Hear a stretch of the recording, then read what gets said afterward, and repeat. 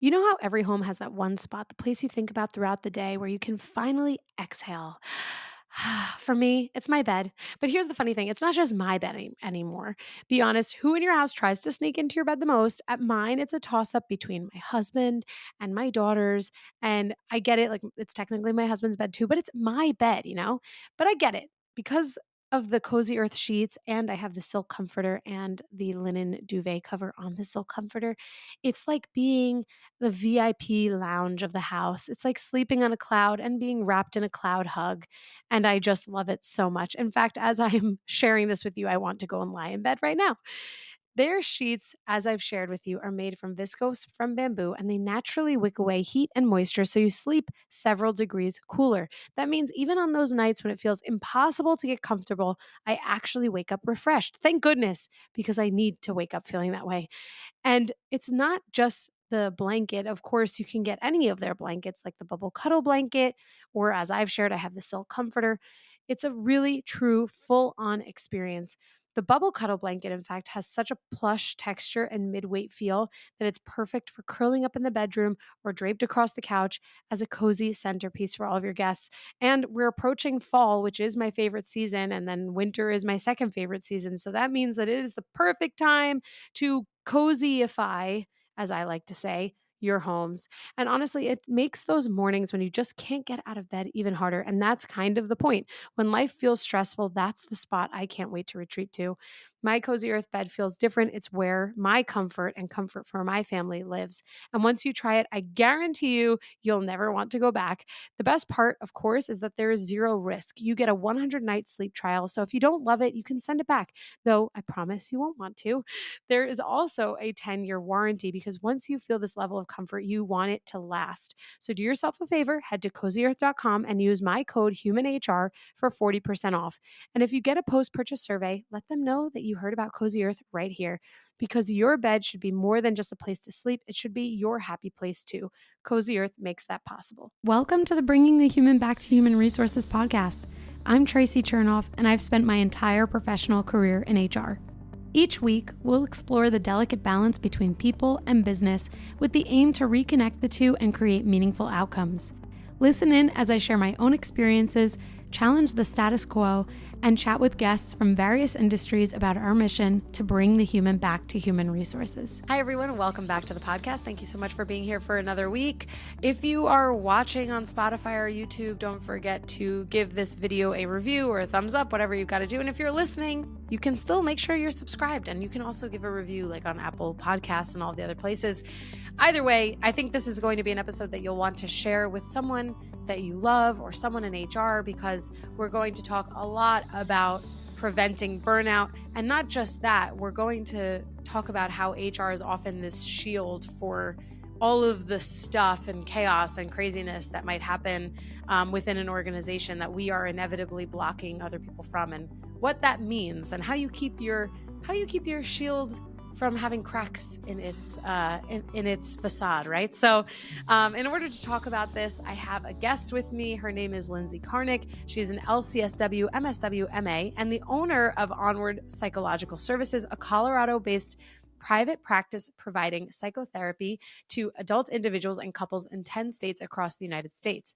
In addition to her anxiety and stress management specialties, Lindsey sees clients for depression, anger, life stage changes, and relational issues. She also presents workshops nationally at conventions, retreats, and public and private events on practical and tactical stress management and other topics impacting professionals, such as related to stress, work-life balance, effective communication, and other topics. Lindsey earned her Master of Social Work degree from the Graduate School at Indiana University, Purdue University in Indianapolis, and a Master of Arts degree in American Studies from Purdue University. She has served as a counselor for a wide range of individuals from high-stress backgrounds, including military leadership, attorneys, professional athletes, incarcerated individuals, business owners, physician couples, techpreneurs, and working parents. So basically anyone, because everyone has some sort of stress and stress management. And by the way, she is an avid reader, writer, runner, and loves spending time with her family and friends. Lindsey's superpower is eating dry cereal straight out of the box. I share in that superpower with you. I love a dry cereal. Ah. Get us some of those. You know what? Someone have Cheerios sponsor the podcast, or like Ugh, Honey Nut Cheerios specifically. What's your favorite cereal? Rice Chex. Oh, Oh, those are good. Hmm. Those are good. Hmm. Oh, let me Or think. its aggressive cousin, which is the Quaker Oat Square. Are you aware of these? No, I'm Oh my not. gosh. The Quaker Oat Square is a lot like a Rice Chex, not rice based, Okay. but it's more robust in a way. They Oh. fight back a little more. Oh, I They love a fight robust back square. against the right. Actually, it's an octagon. How crazy is that? Oh, Instead of like an how octagon do shape, they're my incredible. question is, if anyone from like General Mills can just chime in, I want to know, how do they cut the cereal? Like Mm, perfect little, like I've thought about it. Can I make my own Cheerios for my yes, kids? You yes, can. you can. I happen to know that you can. This is But available like to what do you you do? You on roll Instagram or teeny TikTok. tiny little circles? Yes, you do. You make every single little O with love. Oh my gosh. And then your There's kid gets some 5. Yeah, right, right, right. Well, if they're my kids, they'll grab handfuls, shove them in their mouths, and then throw them all over the floor, Then you better just keep and then buying them eat at them. Yeah, Costco and right. not make I think them. that's the way to go. But this is good to know. Family size, sister. That's what that's Yeah, for. right. Oh, I love the family size from Costco. Also, I will say another shout out to cereal. This is a very sugary cereal, but the Pops. The Oh, corn pops. of Is that what they're course. called? Of Oh, course. Oh, do you those remember the slogan? "Gotta have my pops." gotta have my Pops, and it's Yeah, true. it's a And you know what? classic. I'm salivating at the thought. I probably should buy some. Ooh, I'm gonna have to buy some with like whole milk Pops, and then Mm. and some of them are crispy and some. Okay, anyway, we are here to talk. This is how you manage stress. You find I your think we're favorite here to talk cereal. about cereal. I I think there's think been a so. change of plans. I think so. Maybe we should change our plans. This is now a cereal podcast. That's funny. That's very clever. Aw. Yeah, right? Pew, pew, pew, pew. Anyway, Lindsay, thank you so much for being here and for sharing your favorite cereals with us. How should we start off this topic? Like, where did obviously as a psychotherapist and having this background, there is this element to what you do and focusing on the person behind the emotions and the work and all of that. But when you think about like the workplace and HR specifically, where do you start in this thought around like preventing burnout? Mm. Well, I think it's helpful to start by acknowledging the realities of what it means to be in that position, which is somewhat unique in the sense that, you mentioned Shield and you and I were talking about that. HR folks are in a really unique position, which is they're shielding two groups of people in both directions, right? In some ways, they're serving both the organization, but also the individuals who sometimes may be at cross purposes, right? Or may have contending interests. And nobody goes into HR because they don't like people, right? And so you have this lovely group of people who want to be helpful and want to expedite a good experience for people coming in and people, on the top.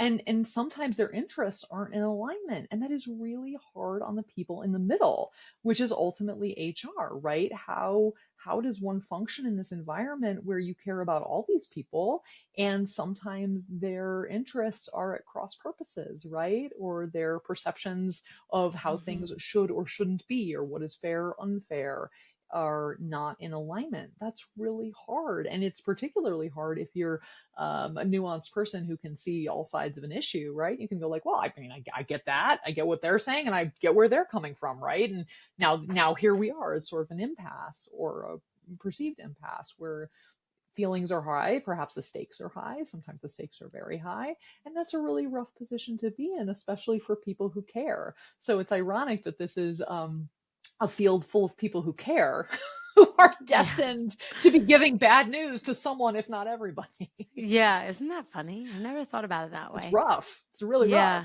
Yeah, some people really struggle with it. Like people I have seen people who have had really successful careers in HR just do one too many or handle one too many employee relations issues and then or one too many reductions in force, and that's kind of it for their careers. They're like, all right, I'm moving on. And I do think that there's an element to this job, but also to what we're talking about where people do have to create healthy boundaries. And I've talked about it on my podcast just from my own experience that sure, I've had moments where I've had to furlough or lay off people, and I I cry at the end of the day because it's really hard and you have to like release that. This is how I release emotion. I like, rather than scream, I'd rather cry. I can scream too, but I'd rather not do that. And when you get to a point in your career where you're like, okay, this is how I actually cope with it without necessarily having to do that. Mm, That's something that I've learned over time is how to cope in anticipation of those things mm. and how to kind of reconcile the emotion, and be able to execute my job in sometimes a way that can be difficult without taking it home. And Yeah. that's the thing that you do ultimately learn over time. I certainly have. I haven't necessarily cried over work in quite a long time. But I think also if you don't learn it and you don't like you have to experience it to learn it, but if you also don't walk away with that knowledge, then you are ultimately going to end up at a place where you're at a crossroads. Like, do I continue this or do I stop? Right, for sure. And perhaps there's a component of chaplaincy in a way to this role. When I think about chaplains, particularly in hospitals, right? Mm, Chaplains are called in to sit with people through difficult times. They cannot prevent the difficult times. That's not in their control, right? The chaplain cannot change what's happening in a operating room or an emergency room or right. any of those places where chaplains are called to, right? That's not their role. Uh, but they can have an impact on that person's quality, the quality of their experience by being with them through it, not by Yeah. trying to solve it, right? Or make it something it's not. Nobody can do that. It is what it is, right? And I think sometimes we underestimate in our lovely person. I hate to see people suffer. I hate to people see people sad way. We sort of get fixated on the idea like, well, this is just a bad situation, so this person's gonna feel bad, right? Mm, And that's largely true often. And also, that doesn't mean that in any one of a number of roles, we can't be with people through things in a way that sort of makes their experience more palatable, right? We can be a companion with them, and that's very valuable. You don't have to be able to tell somebody, oh, actually, it turns out you're not getting furloughed. If you can sit with them in that moment, right, and just be good company for something that's difficult, that's incredibly meaningful to people. People aren't dumb, right? They right. know that you didn't make this decision, or it's not, you're not doing it to them. They're not asking you, no matter how distressed they are, to make it not so. They realize, even if maybe that comes out right in a moment of panic or cathartic, they know you don't have control over that. But what you do have control over is how you are with them in that moment, and that can have profoundly positive implications for how their bigger experiences, just like going through anything else difficult, right? If you're in a hospital setting and something sad is happening, it makes a big difference how the people in that hospital interact with you. Whether they can change the outcome of the sad thing or not is not the issue. It's Right. how are they with you in that setting? And that's something I think we all have a tremendous degree of influence on anywhere, anytime in our lives, right? When we can't fix something or solve something, but we can influence the course of that person's experience within it just by showing up in a certain way. We don't have to Mm-hmm. fix it beyond that. Mm-hmm. Mm-hmm. This is a great point.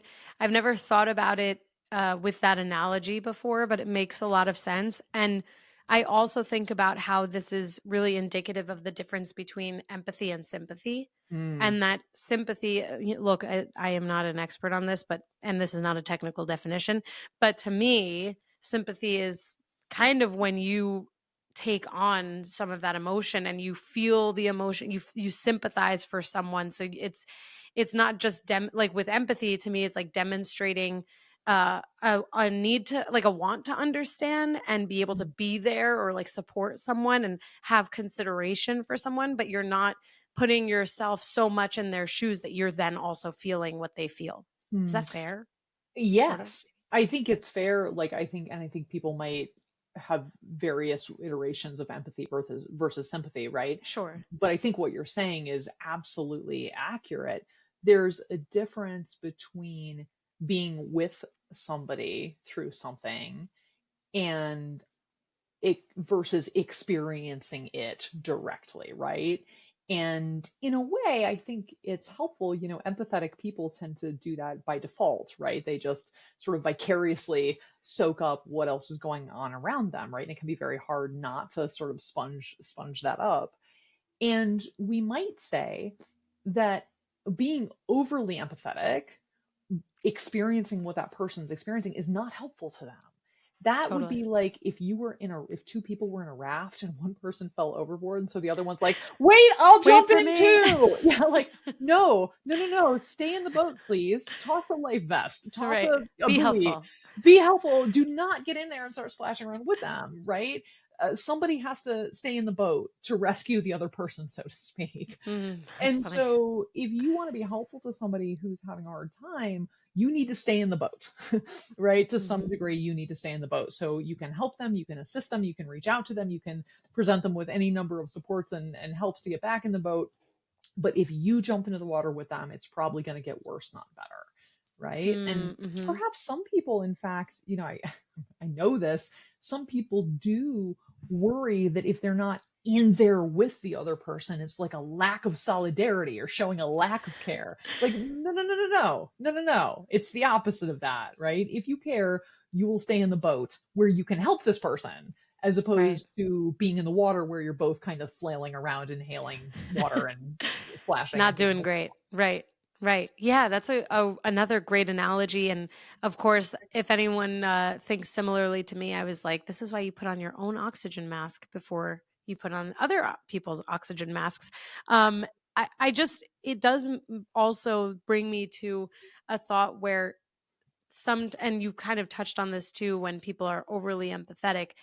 I think I just recently did an episode on this. By the time our episode comes out, it's not so recent, but I did an episode in the spring where I talked about some of the misconceptions to being in HR, and that sometimes people choose this career. They think that it's all about caring for people, it's all about helping people. And it's not really that.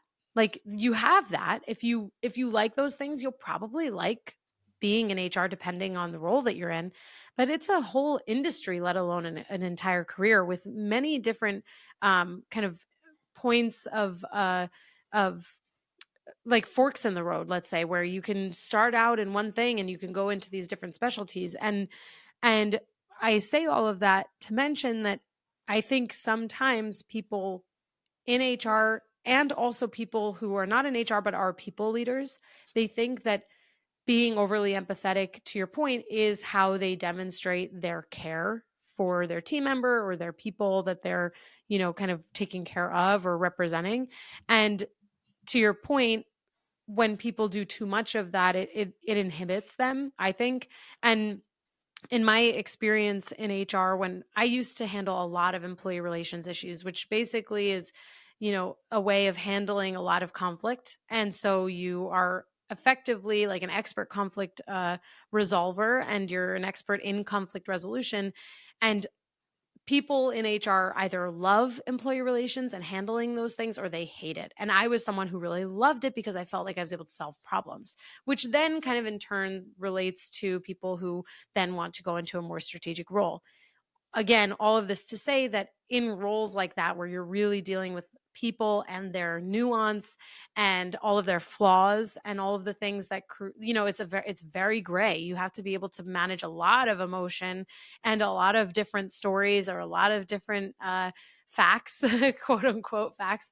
And when you overly empathize, you can sometimes lose sight of what is real, what is fact, and what your responsibility is in that moment. Like when you're in a very highly emotional environment, because you're dealing with two people who had a relationship and then one person said that they didn't consent. And now you're dealing with a lot of emotions because two people are saying their own side of the truth, and both things could be incorrect. You can't actually empathize. You have to fully remove your own emotions from things like that. So I think it adds another layer of what we understand to be our roles in HR and for people leaders, because again, when you overly empathize, depending on the situation you're in, you could be doing the opposite of what is your job. Yeah, it makes you less effective, not more. We could compare it to being a cheerleader versus being a coach. Right. Nobody's going to say either of those. Those are not meant to be the same role, right? It's very clear what cheerleaders do and what coaches do, right?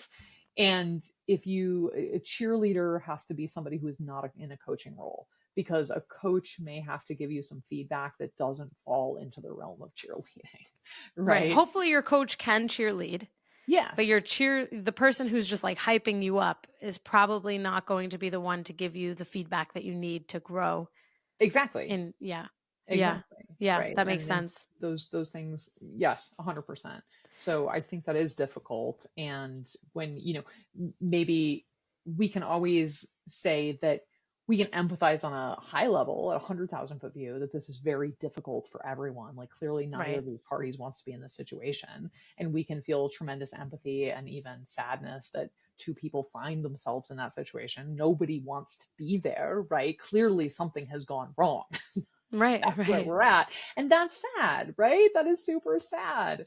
And it's sad that it has gotten to this point where, this person in HR is seeing them and now it's conflict, in mediation and all of these things. That's Hmm. all very sad. And we can be sad about that without getting invested in one of the storylines, Totally. right? Like this is Or, not a drama. Like it's, right, yeah. right. Or like a Real Housewives show, like some of my favorite shows where I'm very deeply invested in all of these people's storylines. But that is not the case when we Yeah, are actually dealing with real people's lives, right, right, and how we help to mediate those things. Yeah, it's a right. good point. And I guess we could also flip the script and say that when you lack empathy and when you don't have enough empathy, depending on the circumstance that you're in, and probably every circumstance, you're also going to find a lack of efficacy in your role.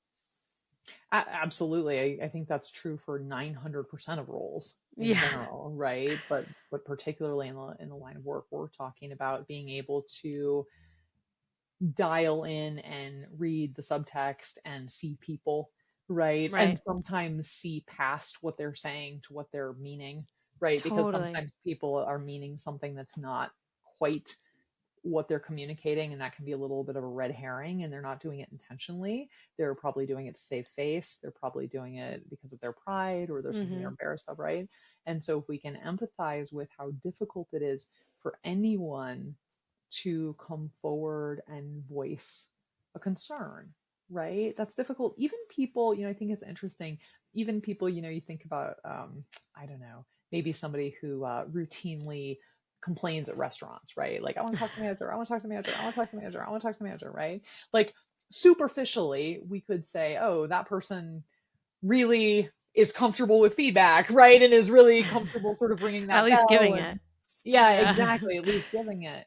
And if that's, the same Applebee's, and, the same manager is getting drug out every night or every Monday night to hear from this one person, they're going to get pretty cheesed off pretty quickly, Yeah, right? like pick another establishment. Like go Absolutely. Or, somewhere yeah, else. exactly. Clearly you're not happy here, right? Like, vote with your feet, please. But we could also say, like, oh wow, what is it? And this is a form of empathy, right? It's a form of curious empathy, to kind of say to oneself, huh, wow, that must be doing something for that person. And that's Hmm. sad. Yeah. Like, that says something else about what needs of theirs aren't getting met in the rest of the world or in the rest of their life. Yeah. That every Monday, like clockwork, they're in here complaining about Applebee's, or whatever it is.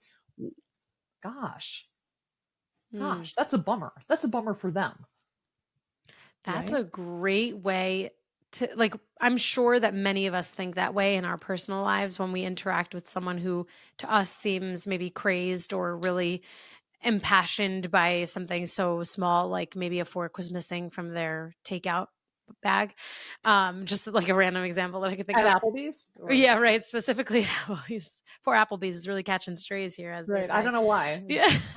Clearly, I'm Just in the popped mood in for here. like fries. I don't know. Right. What came You'll up? get fries and I'll get Pops cereal. Perfect. Love it. But I think if we take that to the next level and we say, okay, well, we're going to bring this to the workplace and we're going to think about all of these potentially negative interactions that we have with people, especially the higher you go. Sometimes Mhm, those interactions become more frequent, mhm. depending. And then it's like, oh man, this person really likes to argue. Maybe this is the only, maybe like it is kind of sad. Maybe that's the only time they're actually interacting with someone else is like through or like this is how they were raised. Or maybe you are the only person they're comfortable arguing with, and the rest Yeah. of the time they're invisible or in a Yeah. position where they feel really Dang. silenced. Yeah. And like, of course, none of this is justification, right? We're not justifying anything, but it's helpful in terms of bringing your own blood pressure down to be Totally. curious about what animates other people, right? My Yeah. favorite joke in the whole world is that, like the classic, why did the chicken cross the road? It doesn't matter what answer you come up with, but there's always a reason. And human behavior always, nobody does anything for no reason, or nobody does something just to be a jerk. Or if they do, that has a reason, Mm, right? It's mhm, it's mhm. doing something. And I think it's really helpful as we interact with people, particularly in challenging conditions, right? Whatever the nature of those challenging conditions are, is to be sort of baseline curious at all times about what animates them as opposed to what are they doing. Mm. What is behind what they're doing is so much more interesting and blood pressure reducing, right? Yeah. Because the face value version doesn't tell you much. Yeah, that's really interesting. I'm gonna have to reflect on this too because I think part of my thought process here is that I'm thinking about someone in my mind who really gets very amplified by like very small things at work Mhm. and what what the reason for that is.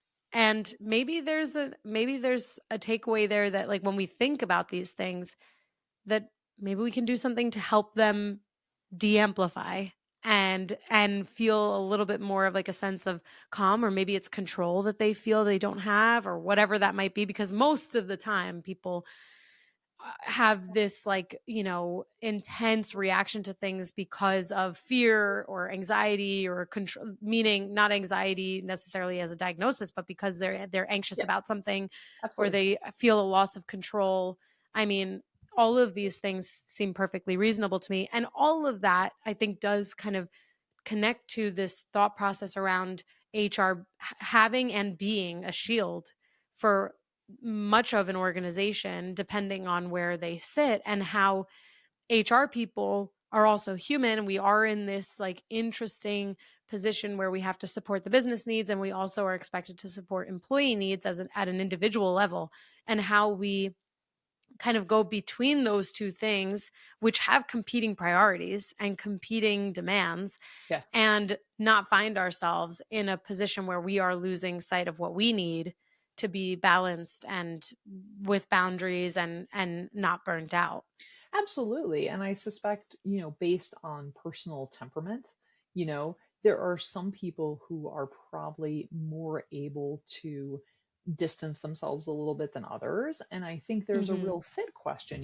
If you're a person and you know that it will eat you up, right, to feel ambivalent or to feel torn between the employee need versus the company policy, then maybe you need to work somewhere where the set of policies are more in alignment with your personal values, right? Right. Where you're not going to feel that you've been put in a position where you have to make this choice, this terrible choice, right, between your value of supporting this individual versus your value or sort of necessity of supporting the organizational policy or whatever it is. And I think that's a really good thing to think about. That's true everywhere, right? Is, am I in an organization that fits with me in terms of my temperament and how that's reflected in their values? Can I be on board with that? And particularly when you're in HR, where you will become the sort of gatekeeper of those organizational values, it seems really important to me that those values are in alignment with your values, or those organizational frameworks are in alignment with your values on some basic level, so that you don't feel conflicted when you have to enforce those in Mhm. whatever way that happens. Yeah, that's a great piece of advice. And when I think about that, what you've just shared around making sure there's values alignment, and how if someone is feeling conflicted, there might be something there that there isn't that alignment exactly. It does make me think about how people often say, "Oh, I'm in a toxic work environment. I work for a toxic whatever." You know, of course, I'm not doubting that there are toxic people everywhere and there are toxic experiences everywhere. Absolutely. Um, but I think there's also an element here where we can further define what the breakdown is. Like, is it truly that someone is like harassing you and it is a toxic environment? Or is it that the values of the company or the person that you're working for are not a values match? Or is it that they work differently from you and you don't like that? Like it could Yeah. be so many things. And it's not to devalue or like justify when people are treating others badly. That's not what I'm saying. But I think that there are some times where people can be like really direct, and someone who doesn't like that, they don't take it well. They think that person is rude and toxic and all these things and all the words. Yeah. And instead of figuring out what the issue is, they just, have this reaction. So I think there is value in really understanding where breakdowns in, either someone's feelings around like a negative feelings around a situation or an experience are coming from, but also to better learn what they need for themselves. Yeah, it's a question of, is it the weather or the climate? Ooh. Right? Weather is temporary, weather comes and goes, weather is seasonal, weather, right? But climate's pretty consistent. And if you don't like the climate, waiting for the weather to change, not going to do much. Oh, I like that. Right. This is why I don't live in Florida. I can deal with warm weather 3 months out of the Voila. year. Not every day. Right. That's really interesting. I Mhm. like that. You have like every analogy that I could ever dream of. Like every Oh, single, it's the excellent. weather or the climate. Okay, I'm going to take that. I will credit you, please. but I'm going I'm sure to, I didn't come up with that originally, so please don't credit me. well, Just credit pay it someone. forward. I'll be Right. like, Lindsay told me about it. It was That on may have this come from my podcast. That friend was, Robin, I think actually. You can oh, thank you, attribute that to my Robin. friend Robin. Yeah. Shout out to Robin, weather versus climate. That's so, the thing about analogies, and it's why I'm like a storyteller in my podcast. And anyone that's been here has probably heard the same story kind of a million times. That's what my husband tells me, is that I repeat stories. Anyway, I don't think I do it so much on my podcast. It's just him. He married me. That's what I get to do for the rest of his life. I get to torture Right. him. Right. Anyway, when I tell these stories, I try to like come up with examples or like visuals, because it's so much easier to put into perspective what weather versus climate is in the sense of what we're talking about, because we can understand that, we get Yeah. versus Yeah. having to think about what that might actually mean to Yes. us. Yes. Love it. And if the climate is not to your liking, the weather doesn't make any difference. No. Right? Right. You got to find a new climate, and that's okay, right? There's nothing in the world wrong with that. To say, hey, my temperament and this climate are not in alignment, and that's not good for either of us. So let's go somewhere else. That's not Totally. admitting defeat. That's quite frankly a success, to be able to define for yourself that, oh, I see, this is actually, the bigger picture is not in alignment with my temperament. So square peg round hole, why would we try and do this? You're not saying that a square peg or a round hole is bad, you're just saying they don't go together. Fine, Right. good, no Right. harm, no foul, move on. Right. Yeah, I love that. I love that. And I will say my parents, I remember when I was like I think it was actually my first job. I worked at Target, and I remember there was like something that was stressing me out. I don't know. I was like, maybe I need to leave. And my parents were like, your first job is not always your last job. Like don't feel like your entire life and your entire existence is riding on this one experience. Hmm. And it's really very true. And when you're like, I was young, I'm still young, by the way, but when you're young, just in case anyone's wondering, I think Clearly, I'm young. Yeah, right. clearly. When you're young and it's like, it is your first job or maybe your first experience in whatever role, it feels so intense. Like there's such an intense feeling around like, I have to make it work. I have to do well. Like there, especially when you're super driven and you have to, there are certain things that people hold themselves to.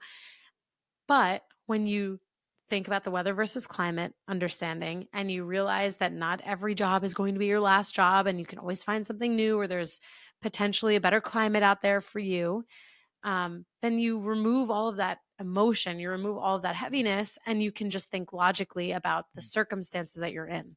Yes.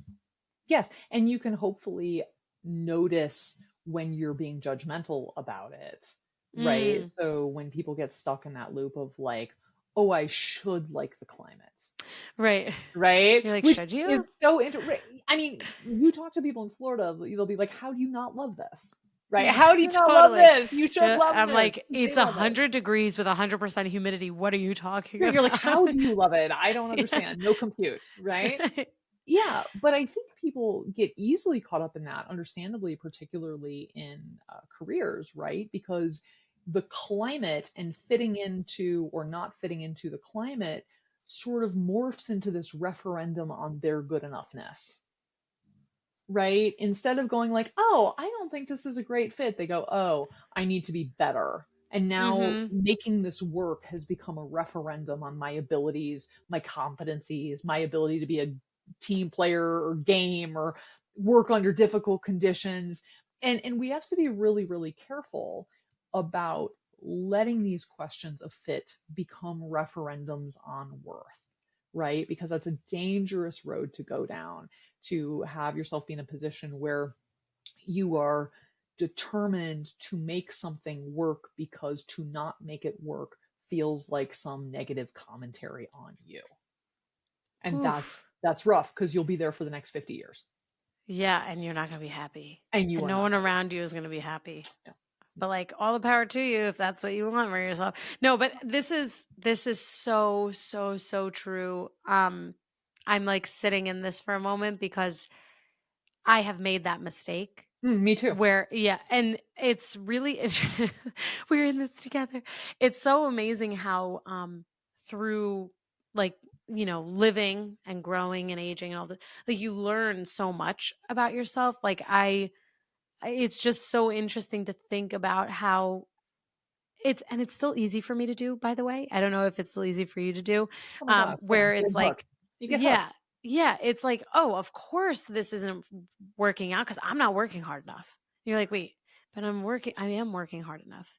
I am doing enough. I am really" and it's so interesting how easy it is, especially if you are working for someone who also is not a climate match for you, who then, maybe it's like a pile on of this like, "Oh, I'm not doing well If you were enough," and working hard enough, you would be you happier. would right, you would be happy in this, like, very sunny climate year round. Right, and there's no Yeah, way to disprove that, right?